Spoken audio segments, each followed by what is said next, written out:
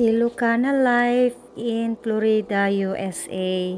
Ito, manguha tayo ng lemongrass at gagawa tayo ng tea. Nukpok ko yung lemongrass bago ko hiniwa para at least mag-absorb yung lasa niya sa water. Ganon din yung ginger. Pwede rin yung haluan ng moringa or malunggay. Pero dahil gusto ko lang itong dalawang flavor na to, kaya ito lang yung ginagawa ko. Kakagawa lang ako ng ganitong lemongrass tea with ginger pag ganyan na day off ko from work. Kukuluan ko ito ng 10 to 15 minutes. Pwede rin gawin yung 20 minutes.